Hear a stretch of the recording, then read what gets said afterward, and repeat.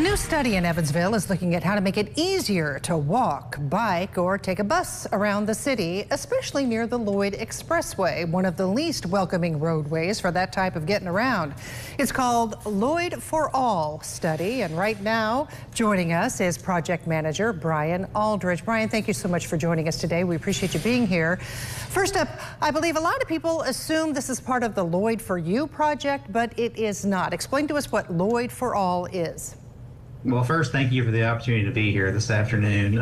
So we may have borrowed a little bit of the branding from the Lloyd for You because it was very catchy, but the Lloyd for All is really a unique study that NDOT and the Evansville Metropolitan Planning Organization are undertaking. And like you just said, our focus is on the most vulnerable road users. We're concerned about how people cross the Lloyd, whether by foot, on a bicycle, or how they use transit.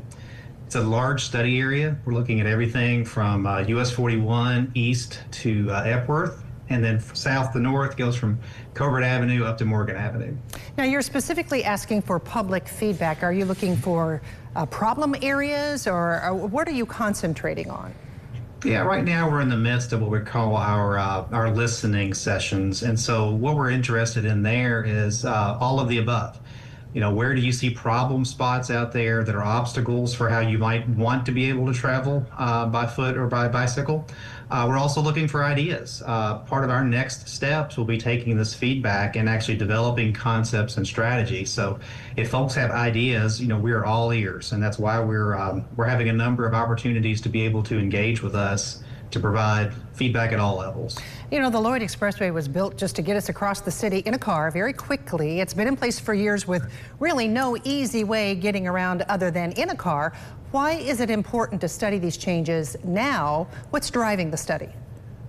Well, a couple of different aspects, I believe, and part of that is that, you know, we recognize that there have been a number of crashes involving pedestrians and bicyclists over the last several years, part of what we talked about during our public open house last week.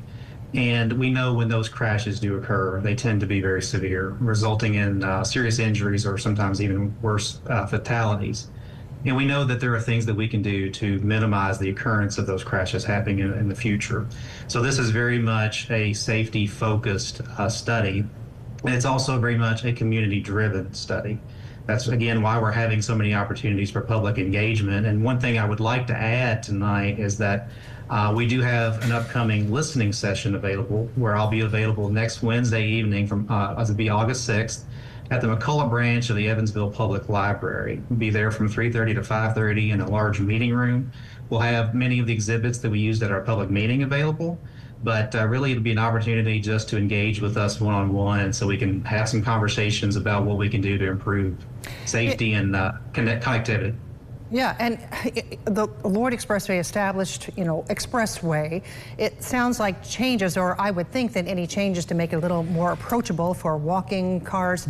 You know, think about overpasses, things that are pretty expensive. Are there other less expensive changes we could make?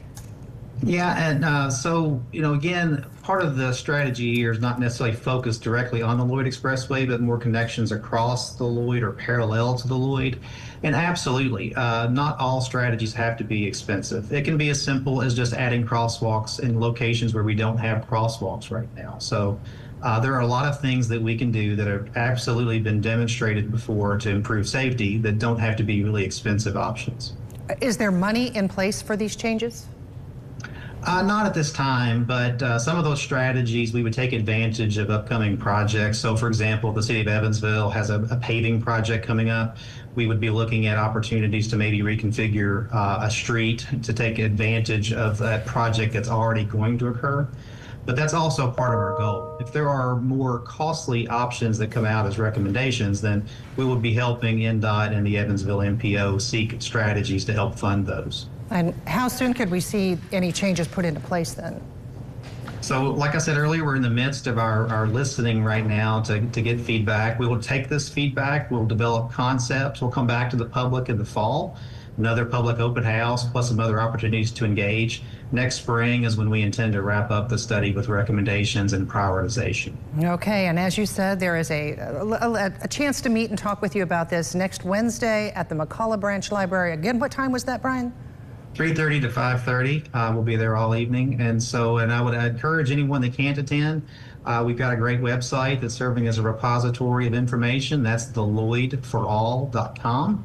And so there's some mapping exercises, plus all the information that we presented at the public open house last week is available. Perfect, and we will try to have a link to that on our website as well. Brian Aldridge with the Lloyd for All study, thanks so much for shedding some light on this. No, thank you so much for the opportunity. We really appreciate it. Thanks.